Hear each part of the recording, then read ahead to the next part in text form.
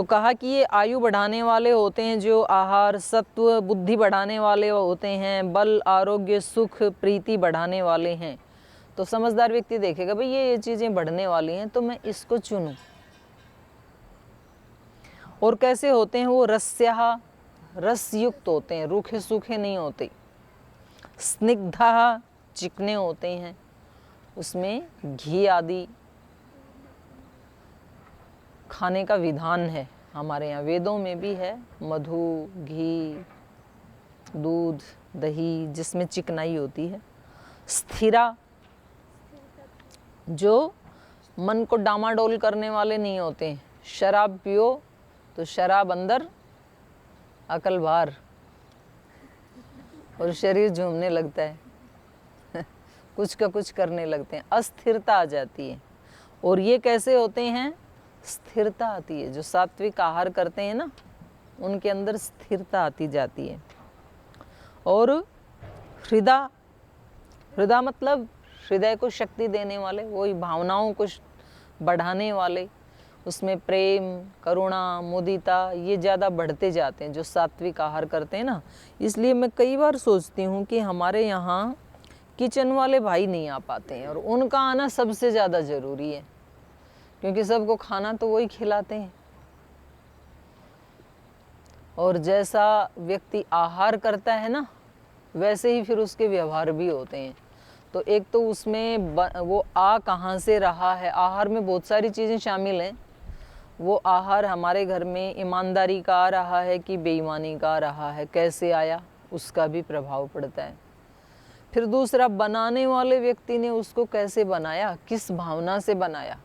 अगर उसने मतलब एक अपनी ड्यूटी मात्र करने के लिए और बिना मन से या दुखी मन से ऐसे यदि बनाया है तो फिर वो कितना भी घी दूध से युक्त, चिकनाई से युक्त क्यों ना हो, सात्विक फ्रेश सब्जियां क्यों ना हो, लेकिन तो भी फिर वो राजसिक और तामसिक बन जाएगा, क्योंकि उस बनाने वाले व्यक्ति ने अपनी वृत्ति को भी साथ में घोल दिया। दाल जब आप खाते हैं तो दाल में केवल दाल ही नहीं खाते हैं, उस व्यक्ति के चित्त की वृत्तियां भी आती हैं, उसमें उसका प्रभाव भी आता है साथ में। तो बनाने वाले ने कैसे बनाया, वहाँ साफ सफाई थी या नहीं, बनाते समय उसका मन शांत था या नहीं, बनाते समय वो प्रसन्न आत्मा था कि दुखी आत्मा था, ये सब प्रभाव डालता है। फिर उसके बाद खाते समय बनाने वाले ने तो अच्छे ही बनाया, लेकिन खाने वाले ने खाते समय नाराज होके खाया। तो कभी भी जब मन दुखी हो तो खाना मत खाना, नहीं तो विष बनेगा। भले ही भूखे रह जाना, लेकिन दुखी मन हो जब तब खाना मत खाना, नहीं तो जहर घोलता है शरीर में जा कर के।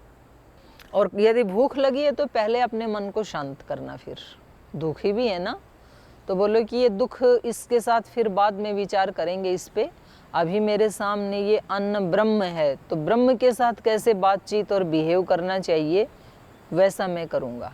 तो इसलिए हमारे यहाँ भोजन करने से पहले मंत्र पाठ किया जाता है, अन्नपते अन्नस्य नो देहि। तो जिनको मंत्र आता है वो मंत्र बोल लेते हैं। मंत्र ना भी आए तो मन में ये भाव करना चाहिए कि भगवान जी ये आहार बनाने वाले ने किसी भी भाव से बनाया हो, पर मेरे अंदर जा कर के ये भगवत्ता को, सात्विकता को ही पैदा करने वाला हो, बस इतना भाव कर लो। तो गांव में तो लोगों को मंत्र तो आते नहीं थे, तो जैसे ही सामने थाली आई ऐसे चुचकारते थे वो, या फिर दोनों हाथ जोड़ लेते थे, हे भगवान तेरा शुक्र है तूने आज खाना दे दिया, पता नहीं कितने लोग भूखे सोए होंगे। तो वो एक भावना आ जाती है उसमें। तो फिर अब वो खाना नहीं, अब वो प्रसाद बन जाता है भगवान का। और फिर किस भाव से खाया, बातचीत करते हुए खाया या मतलब चबा चबा के खाया या बहुत जल्दी जल्दी तुरंत, तो बहुत जल्दी जल्दी तुरंत नहीं खाना चाहिए। उसके दो हानियां हैं। एक तो जब तक आप नहीं चबाएंगे पूरा तो उसमें लार नहीं मिलती है, जो चबाने से ही पैदा होती है, मुंह में आगे पीछे पैदा नहीं होती है। तो लार पैदा होने से वो लार साथ में जाएगी तो वो उसको जल्दी पचा देगी खाने को, और जल्दी जल्दी डाल दिया तो लार अभी पैदा ही नहीं हुई थी तो वो अंदर जाके सड़ेगा, फिर बीमारियां पैदा करता है वो। तो आहार हमारा ऐसा होना चाहिए जो, क्योंकि आहार से ही तो सारी जो रस, रक्त आदि 7 धातुएं बनती हैं और उसका जो सूक्ष्म अंश है उससे फिर मन बनता है। तो बड़ा प्रभाव पड़ता है हमारे ऊपर आहार का। तो मैं कई बार सोचती हूँ कि उनको भी बुलाया जाए, उनको भी बताया जाए। तो चलो देखते हैं। तो ये जो आहार हैं ये सात्विक लोगों को प्रिय हैं, ऐसे कह रहे हैं। ये सात्विक प्रिय आहार नहीं बताया यहाँ पर, बस आहार के बारे में थोड़ा सा बता दिया कि रस वाले आहार लेने चाहिए, जैसे मौसमी है, अनार है, जिनमें रस की प्रधानता है। रूखे सूखे नहीं, सात्विक आहार में नहीं आते हैं। और दूसरा देखो अगला, कटु, अम्ल, लवण, अति उष्ण, तीक्ष्ण, रुक्ष और विदाहीन। इसमें आहार पहले बताया, परिणाम बाद में बताया। सात्विक वाले में पहले परिणाम, बाद में आहार के बारे में बताया। राजसिक वाले में पहले आहार बताया, कैसे आहार राजसिक होते हैं, बाद में परिणाम बताया। परिणाम क्या है? दुख, शोक, काम प्रदाह। दुख, शोक, आमय प्रदा। दुख देने वाला है, शोक देने वाला है और दाहक है, वो जलाने वाला है, रोग देने वाला है। राक्षस, असुर को भी कहते हैं। तो ये असुरता देने वाला है, आमय प्रदा है। और होते कौन से? जो बहुत कटु, बहुत खट्टे, बहुत ज़्यादा नमकीन, अति उष्ण, अति रुक्ष, अति तीक्ष्ण, बहुत ज़्यादा मिर्च मसाले भी डाल के खाते हैं ना। तो ये सारे इस प्रकार की क्वालिटी वाले, और विदाहीन, जलन पैदा करने वाले, ये सारे राजसिक आहार में आते हैं। तो ये खाने में तो बड़े अच्छे लगते हैं। मतलब कोई जो घरों में रहने वाले व्यक्ति हैं और वो गुरुकुल में आकर के जब खाते हैं, क्योंकि हम यहाँ तो आपके तो बहुत अच्छी बनती हैं सब्जी आदि। हम तो जिस गुरुकुल में जहाँ रहते थे तो वहाँ बस 2 ही चीज़ें अलाउ थी केवल मसाले के नाम पे, थोड़ी हल्दी, थोड़ा नमक। और वो नमक भी मतलब बाद में किया गुरुजी ने अलाउ, पहले तो विदाउट नमक। फिर वो रख देते थे उसमें थोड़ा सा भटजी कि जिसको चाहिए तो थोड़ा सा डाल लो, बाकी कोई मसाला नहीं। तो वो बाहर से आते, बोले ये खाना रोज खाते हो, जीते कैसे हो? बड़े आराम से जीते हैं। आप वो मिर्ची वाला रोज खाते कैसे हो? आश्चर्य होता है। एक ही दिन में हाल बेहाल हो जाता है हमारा। तो वो आदत बन जाती है व्यक्ति को, तो उसको जब तक वो थोड़ा सा खट्टा, जब तक चटपटा सा, मसाले आदि सब ना डालें, तो व्यक्ति को लग क्या घास फूस खाते हैं ये तो। लेकिन परिणाम में फिर उनको 8-10 साल के बाद फिर पता लग जाता है कि कितने कितने रोग उससे पैदा हो जाते हैं। तो ये व्यक्ति जो राजसिक जो है वो पहले किसको देखते हैं? टेस्ट को। सात्विक व्यक्ति पहले किसको देखते हैं? परिणाम को। परिणाम क्या होगा? और ये बात केवल सुख की या आहार की ही नहीं है, ये बात बहुत बड़ी है। कोई व्यक्ति विचार करता है तो सात्विक व्यक्ति पहले क्या सोचेगा? जो मैं सोच रहा हूं इसका परिणाम क्या होगा।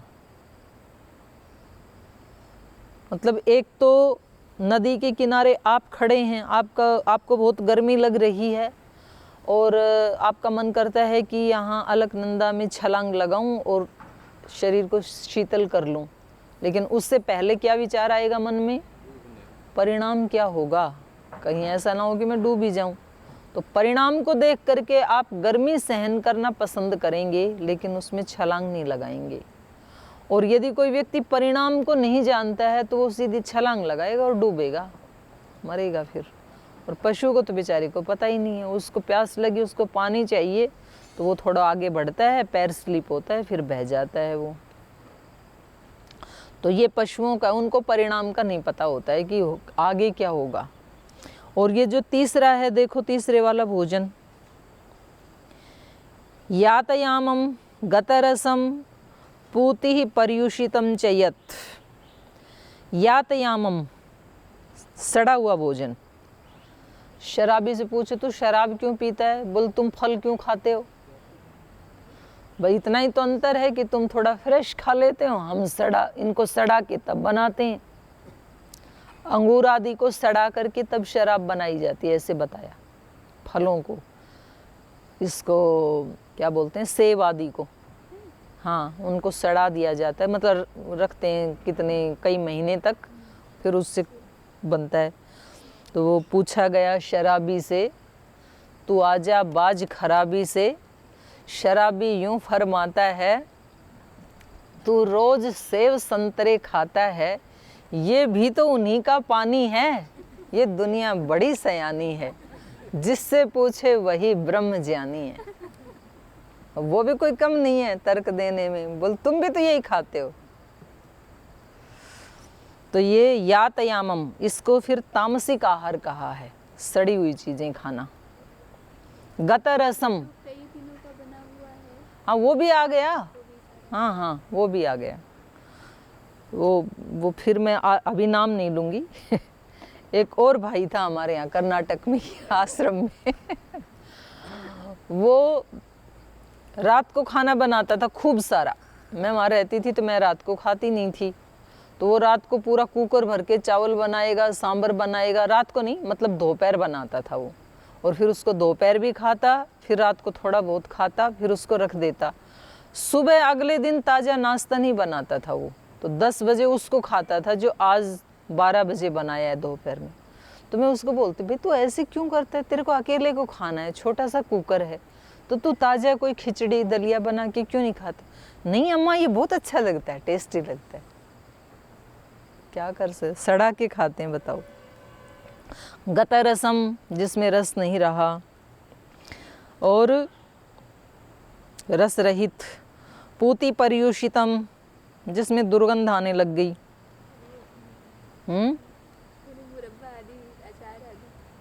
वो सड़ते थोड़े ही हैं,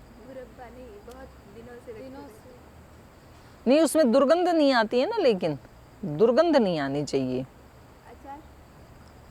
कोई दिक्कत नहीं है, आएगा तो, लेकिन वो इसमें राजसिक में, क्योंकि वो चटपटा है ना, सात्विक में तो नहीं आएगा।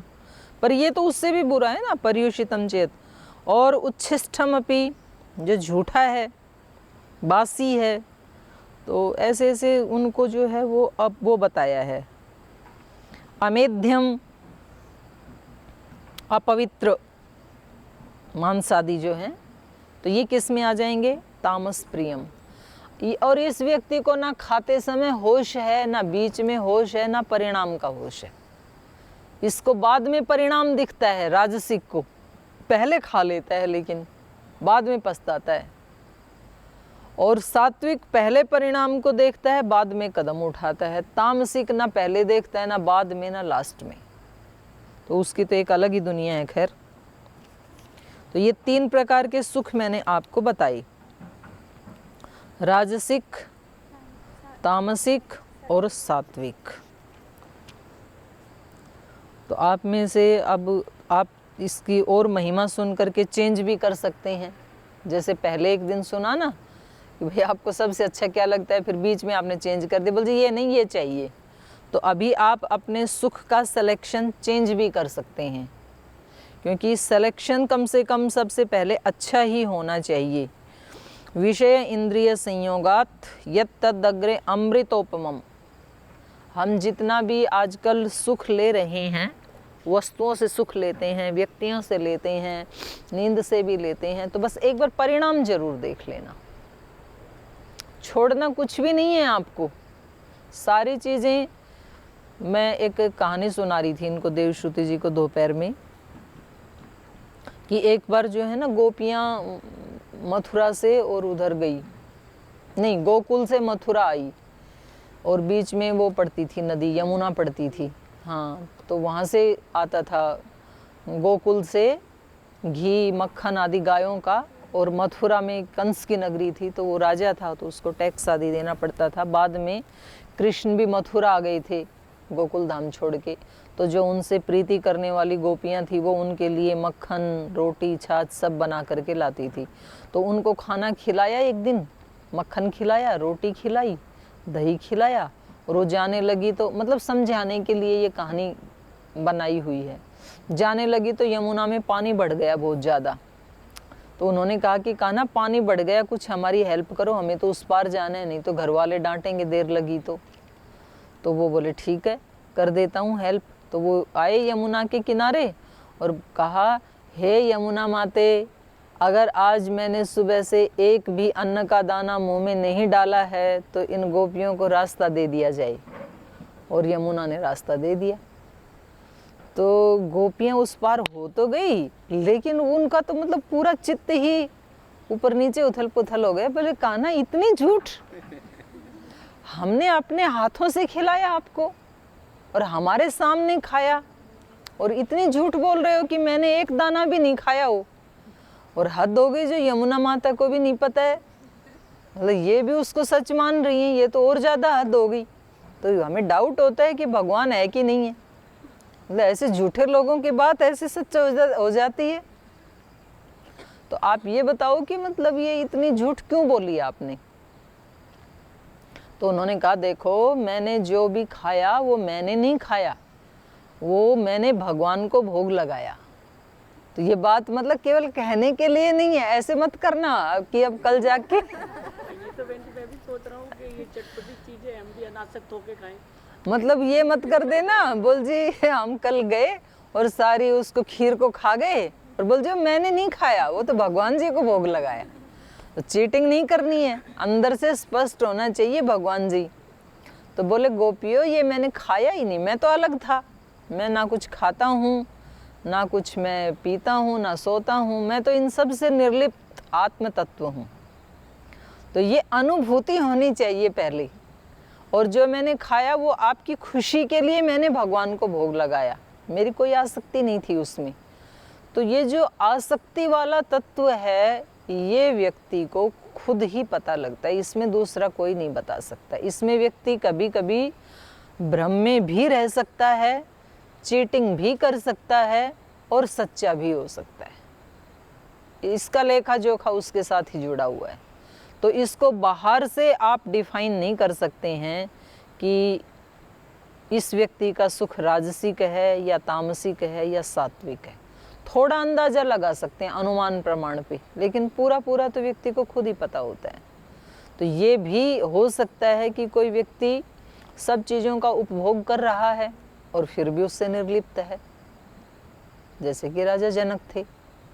अब उनके पास राजमहल भी है, राजमहल के जो सुख भोग हैं, गद्दे हैं, उन पे सोते भी हैं, वहाँ के जो सोना चांदी के बर्तन हैं उसमें खाना भी खाते हैं, जो उनके नौकर चाकर हैं, रानी आदि हैं, तो उनसे भी सेवा लेते हैं। और इतने लोगों की राजा के लिए जो प्रशंसा और एक सम्मान का भाव है उसको भी स्वीकार करते हैं, लेकिन वो सब लेते हुए भी वो निर्लिप्त हैं। अब कोई हमारे जैसा व्यक्ति देखेगा तो बोले ये सब पाखंड है, क्योंकि वो अपनी बुद्धि से उसको देख रहा है, लेकिन उसके चित्त की स्थिति क्या है ये तो उसको पता है। तो हमें दूसरे को दिखाने के लिए भी ऐसा नहीं करना है कि जी हम तो सात्विक हैं इसलिए ये हम पानी पूरी कैसे खा सकते हैं, चटपटा कैसे, हरी मिर्च कैसे खा सकते हैं। खा सकते हैं, अनासक्त भाव से खा सकते हैं, यदि आपके शरीर में उसकी आवश्यकता है तो। कई बार किसी को जैसे हार्ट आदि की बीमारी होती है तो उनको लाल मिर्ची खाने के लिए बताते हैं, तो उससे ब्लड जो है ना थोड़ा पतला हो जाता है। तो ऐसे कई रोग, मतलब कई वो हैं जिनमें ये राजसिक और यहाँ तक कि तामसिक आहार भी दिया जाता है। तामसिक आहार में जो चीज़ें आती हैं ना वो कई रोगों की दवा भी होती हैं। तो ये लेकिन खाने वाला किस भाव से खा रहा है, किस भाव से वो इस संसार को भोग रहा है, उससे पता लगेगा कि आपको कौन से वाला सुख चाहिए। तो चलिए इसके ऊपर आते हैं अब सबसे पहले सात्विक के ऊपर, क्योंकि ज़्यादातर ने सात्विक चुना है और जिन्होंने नहीं चुना है उन्होंने भी अनजाने में मतलब ऐसे बोल दिया। आत्मा की डिमांड सबकी सात्विक वाली ही है। तो ये कह रहे हैं सुखम तु इदानीम त्रिविधम शृणु में भरतर्षभ अभ्यासात् रमते यत्र दुखांतम च निगच्छति। अभ्यास से मिलेगा ये सुख, ये एक दिन में नहीं मिलेगा। अभ्यास करते ही जाओ, करते ही जाओ, करते ही जाओ उन चीज़ों का। और जब अभ्यास करेंगे तब यत् तद अग्रे विषम इव, विष इव लगाया यहाँ, विष ही नहीं होता है, विषम इव, विष जैसा होता है। ऐसे ही जो राजसिक में भी कहा, वो भी कहा परिणामे विषम इव, विष जैसा। मतलब इसमें इव क्यों लगाया, ऐसे ही कह देते कि विष ही होता है, परिणाम में ये विष ही होता है। ऐसे क्यों नहीं कहा विषम इव, ऐसे क्यों कहा? क्योंकि विष तो एक बार खाया और आदमी को मार देगा, लेकिन ये जो सुख लिए हैं इनका जो परिणाम है वो तिल तिल करके मारता है। विष जैसे तुरंत नहीं मारता है, स्लो पॉइजन जैसे होता है। स्लो पॉइजन भी नहीं होता है, स्लो पॉइजन में तो पता नहीं होता है व्यक्ति को कि मैं पॉइजन खा रहा हूँ। ये तो विष जैसे ही दुखदाई होता है। जैसे विष कोई व्यक्ति खा ले ना, तो फिर उसके बाद जो उसकी हालत होती है, तड़फता है, फिर वो कहता है कि किसी तरह से मेरे को बचा लो, क्योंकि उसको कष्ट बहुत होता है फिर। तो ये जो दर्द है भोगों का, जो हमने आसक्ति पूर्वक भोगे हैं, चाहे वो खाने का सुख है, चाहे वो इंद्रिय के किसी भी विषय का सुख है, आँख का है, कान का है, नाक का है, त्वचा का है, जिह्वा का है, कर्मेंद्रियों का है, किसी भी इंद्रिय से जो सुख हमने भोगा है आसक्ति पूर्वक, वो फिर व्यक्ति को ऐसा तड़फाएगा कि मतलब वो व्यक्ति ना जिंदा रहता है ना मरता है। विष जैसा तो उसमें कष्ट मिलता है। ये बात महर्षि पतंजलि ने भी कह दी। परिणाम ताप संस्कार दुखई गुण वृत्ति विरोधाच दुखमेव सर्वम विवेकीन। विवेकी व्यक्ति के लिए दुख तो दुख है ही, सबके लिए दुख ही है दुख तो, लेकिन जो विवेकी व्यक्ति है उसके लिए सुख भी दुख जैसे ही है, क्योंकि वो परिणाम देख लेता है कि आज जो सुख दिख रहा है ना, ये परिणाम में क्या देने वाला है। तो बस इतना यदि वो व्यक्ति जागरूक हो जाए तो फिर ये सारी सृष्टि हमारे लिए ही बनाई है भगवान ने। उपनिषद का जो पहला ही उपनिषद है ईशोपनिषद, और जो यजुर्वेद का 40वां अध्याय भी है, तो उसमें बता दिया तेन त्यक्तेन भुंजी था ईशावास्यम इदम सर्वम यत्किंचे जगत्याम जगत तेन त्यक्तेन भुंजी था माँ गृधः कस्य स्विद धनम। क्योंकि ये आसक्ति वाला जो सुख है, इसमें दिक्कत ये होती है कि जब हमने एक बार चख ली कोई चीज़ तो दोबारा खाने की इच्छा होती है। अब वो दोबारा यदि मिल गई तो लोभ बढ़ेगा, दोबारा खाने के बाद तिबारा खाने की इच्छा होती है, फिर वो मिलता ही रहे। माने किसी व्यक्ति के पास पहले कोई सोना चांदी का आभूषण नहीं था, फिर उसके पास 10 तोला आ गया तो 20 तोले की इच्छा होती है, 20 तोला आ गया तो 50 तोले की इच्छा होती है। कोई भी चीज़ जब खाने को आहार था ही नहीं तो ये लगता था कि भरपेट मिले, जब भरपेट मिलने लगा तो लगे कि वैरायटी मिलनी चाहिए, वैरायटी मिलने लगी तो फिर बोले बिल्कुल फ्रेश मिलना चाहिए। तो कोई चीज़ हमारी डिमांड यदि पूरी होती है तो लोभ बढ़ता है फिर, और यदि पूरी नहीं होती है तो फिर क्रोध बढ़ता है। तो साथ साथ ये दोनों भी तो बढ़ते हैं ना, तो दोनों तरफ से खतरा। भोग करने में आसक्ति पूर्वक किसी चीज़ को जब हम भोग करते हैं तो या तो वो मिलती रहेगी तो लोभ बढ़ता रहेगा, और लोभ अपने आप में पर्याप्त व्यक्ति का नाश करने के लिए, और यदि वो नहीं मिलेगी तो क्रोध पैदा होगा, और क्रोध से अगला क्या है फिर, क्रोधात भवति सम्मोह, मूढ़ता पैदा हो जाएगी। फिर क्रोधी व्यक्ति को नहीं पता कि वो पत्थर उठा के मार रहा है तो परिणाम क्या होगा, या वो फरसा उठा के गर्दन उड़ा रहा है किसी की तो परिणाम होगी जेल। परिणाम नहीं सूझता है। सम्मोह, क्रोध में व्यक्ति मूढ़ हो जाता है। क्रोधात भवति सम्मोह, सम्मोहात स्मृति विभ्रम, याद नहीं रहेगा मैं किस पोजीशन पे हूँ, लोग क्या कहेंगे। अगर व्यक्ति क्रोध में आ गया और उसकी बुद्धि नष्ट हो गई, स्मृति नष्ट हो गई, तो मैं कितने बड़े खानदान का व्यक्ति हूँ, कितने ऊंचे पद पे हूँ, जो मैं करने जा रहा हूँ इसका परिणाम होगा, कोई स्मृति नहीं होती है। स्मृति भ्रंशात बुद्धि नाश है, बुद्धि का नाश हो जाता है, फिर ज्ञान नहीं रहता है। और बुद्धि नाशात, ज्ञान ही नहीं है तो मरेगा फिर, तो बुद्धि नाशात प्रणश्यति, ये होता है परिणाम। तो इसलिए ये राजसिक सुख जो है ना, ये बड़ा खतरनाक है, खतरे से खाली नहीं है। इसलिए जब जब सुख लें आप तो बी केयरफुल, अलर्ट हो जाना, ले तो रहे हैं, परिणाम क्या होगा। इसलिए ले लेना, लेकिन आसक्त मत होना। बस ये गीता समझ में आ गई, ये इतनी बात यदि समझ में आ गई ना, तो आपको सारी गीता समझ में आ गई और फिर आप बहुत बड़े महात्मा बन गए। अब आसक्ति है कि नहीं, इसमें बड़ा मतलब नहीं, ये मतलब इसमें, क्योंकि आप अपने परीक्षक खुद हैं, तो आदमी कभी इसमें चीटिंग ना कर ले। आदमी का मन बड़ा बेईमान है, बोलेगा मैं अनासक्त भाव से खा रहा हूं और अंदर से आसक्ति है, मतलब शब्द शब्द बोल रहा है केवल। तो यहाँ देखो दूसरे अध्याय का भी एक श्लोक जो है ना, याम इमाम पुष्पिताम वाचम प्रवदन्ति अविपश्चित वेदवादिनः, वेदवाद रता। कुछ लोग जो हैं वो होते तो हैं अविपश्चित, माने बुद्धिमान नहीं है, लेकिन उनकी वाणी कैसी होती है, पुष्पिताम, पुष्पिताम, वाणी बड़ी लच्छेदार होती है, मतलब दूसरे व्यक्ति को पूरा प्रभावित कर देंगे। जो विद्वान लोग होते हैं ना, क्योंकि उनमें बोलने की तो कुशलता होती ही है, शब्द ही पढ़े होते हैं।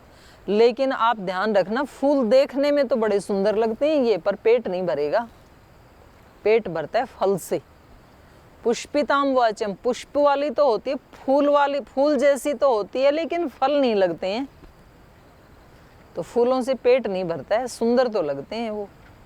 तो वाणी अच्छी हो इतने मात्र से बात नहीं बनेगी, जो वाणी है वैसा उस व्यक्ति का अभ्यास भी हो, तब बात बनेगी। तो चलो, जो इसमें आपके कुछ प्रश्न होंगे कल, आप इसके ऊपर और चिंतन करना आज, तीनों प्रकार के सुख, कि मेरे को कौन सा चाहिए, और मेरे को चाहिए तो फिर ये चीज़ बाधा डालेगी, जो आपको ये लगे कि जी मैंने सात्विक सुख चुन तो लिया, पर मेरे को फिर ये होगा तो फिर हम क्या करें। जैसे आज कुछ पूछ रहे थे ना कि जी सोना तो पड़ेगा, फिर मतलब बिना सोए कैसे बात बनेगी। तो ऐसे आपका कोई प्रश्न हो तो कल आपके प्रश्न उत्तर लेंगे। ये तीनों प्रकार के सुख के ऊपर आज और थोड़ा आप चिंतन करें। आज के पाठ को यहीं विराम देते हैं।